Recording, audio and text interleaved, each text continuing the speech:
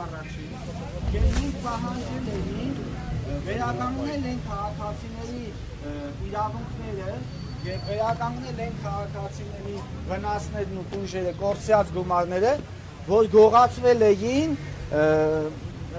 քաղաքացիների այլ հաշիվներից։ Սրանք չեն եղել վարկ, հա? Քաղաքացիների նկատմամբ չկա վարկային պահանջներ, բայց քաղաքացիները պատկառելի գումարներ են կորցրել բանկում, եւ ես մի օրինակ եմ ուզում բերել, ես կուզեի այդ քաղաքացին հիմա իմ աչքով ընկների, տեսնեի, Անին ուրեմն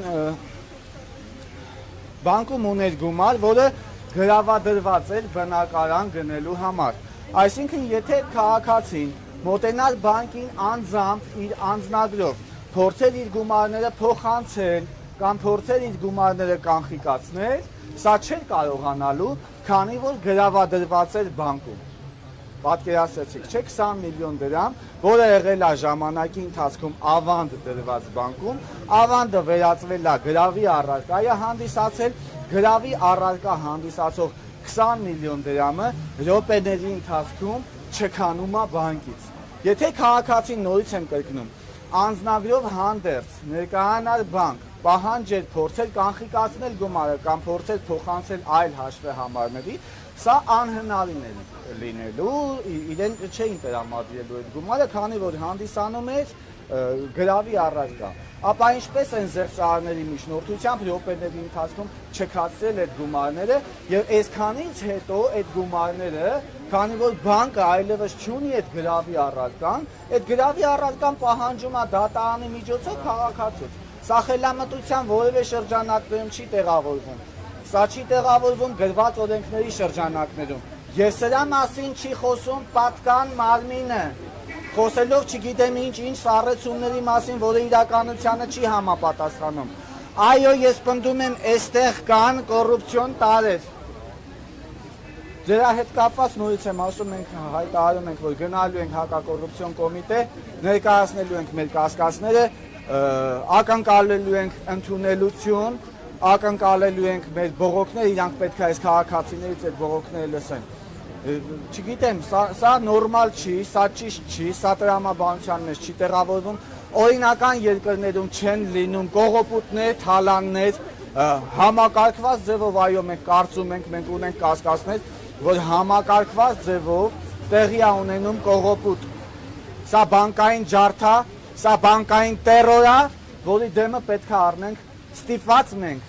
բայց դրա համար կան պատկան մարմիններ։ Ներողություն ակնկալում եք հակակոռուպցիոն կոմիտեի ղեկավարի կողմից ընդունելություն, թե ցանկացած պաշտոնյա, քանի որ հենց այս պահին հակակոռուպցիոն կոմիտեի նախագահ ազգային ժողովում 2024 թվականն է տվյալներն։ Այո, նախագահներից բացի պետական մարմիններում գոյություն ունեն բարձրաստիճան այլ աշխատակիցներ, օգնականներ, խորհրդականներ, տեղակալներ, մեր համար ըստ էության տարբերություն չկա, թե ոչ պետական պաշտոնյան ցանկություն կարտահայտի այդ հարցը լուծելու կամ ոչ պետական պաշտոնյայի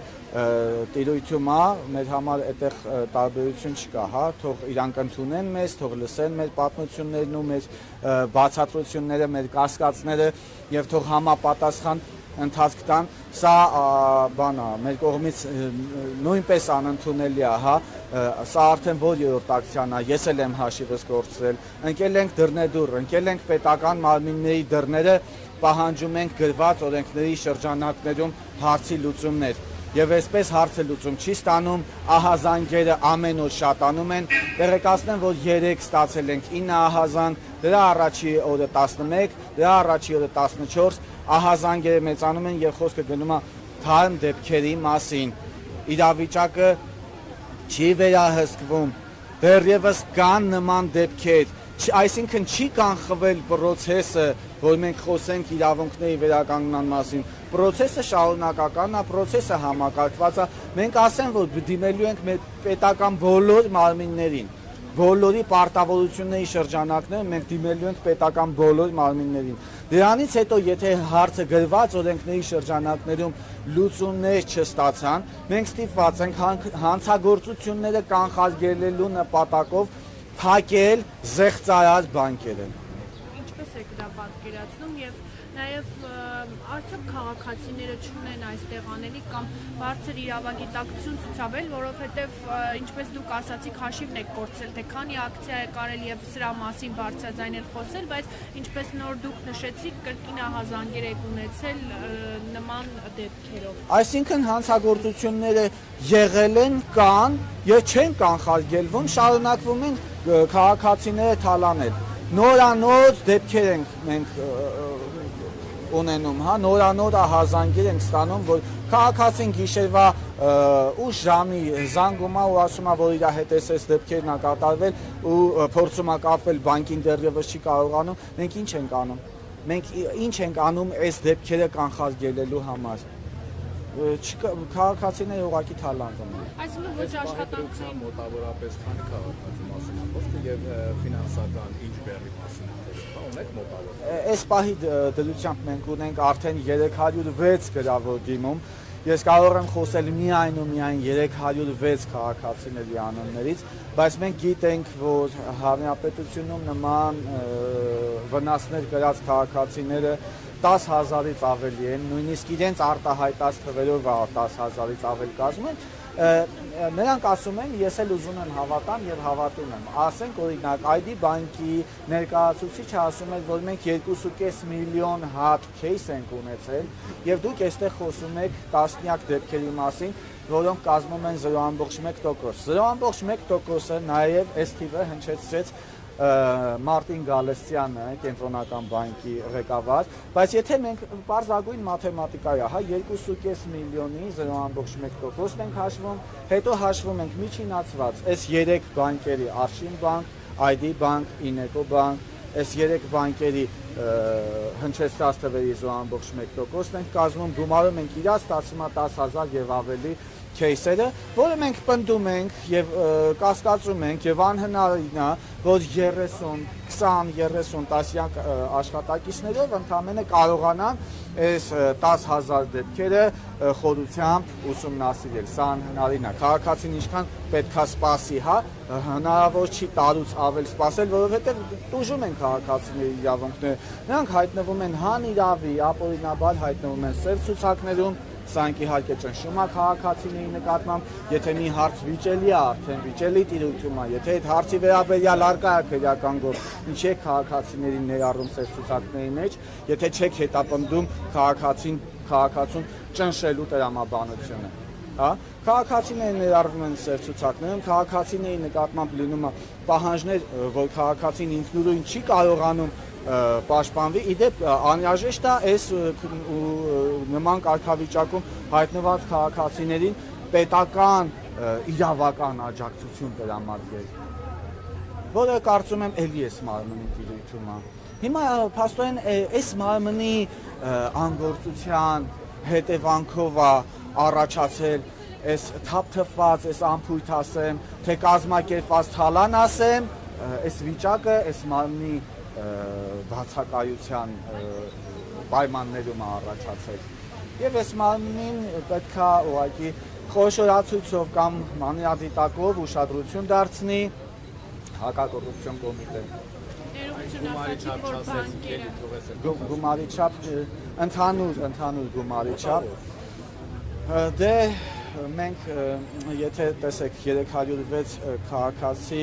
եւ մոտավորապես 280 միլիոն դրամ, եթե մենք 3000-ը հաշվենք նույն ստատիստիկայով ինչ թիվ կստացվի, հետո 10,000-ը հաշվենք նույն ստատիստիկայով ինչ թիվ կստացվի, այդ թվերի մասին է խոսքը, բայց սրանք ուղղակի մեր հաշվարկներն են, սրանք կարող է սուբյեկտիվ լինեն, որովհետև կան քաղաքացիներ այստեղ ումից գողացել են ընդամենը 42,000 դրամ, բայց կան քաղաքացիներ այստեղ ումից գողացել են 8 միլիոն, 10 միլիոն, 12 միլիոն, 20 միլիոն, 53,000 դոլար, հենա 5 միլիոն դրամ, թվերը չափազանց մեծ են քաղաքացիների համար եւ այստեղ նաեւ այս քաղաքացիները, որ հայտնվում են սև ցուցակներում, դա անգամ չի բխում բանկերի շահերից, որովհետև այդքան միլիոններ, որ տրամադրվել են այդ քաղաքացիներին, բնականաբար այդ քաղաքացիները ունեցել են մաքուր պատշաճ վարկային պատմություն եւ հանիրավի հիմա հայտնվում են ces ցուցակներում, որը պնդում են, որ նաև բանկերի շահերից չի բխում, նրանք պետք է հետևություններ անեն։ Այստեղ ուղղակի կան ինչ-որ տարեր, ինչ-որ քրեական տարեր, մենք նման կասկածներ ունենք, որ հակակոռուպցիոն կոմիտեի ուշադրության տիրույթում պետք է լինի, որ այո դատախազության ուշադրության կենտրոնում պետք է լինի։ Մենք կարծում ենք, որ կա այո անհրաժեշտություն դատախազության հետ նորից քննարկումներ անելու, դրանով պայմանավորված մենք նախորդ անգամ դիմում էինք մուտք արել դատախազություն,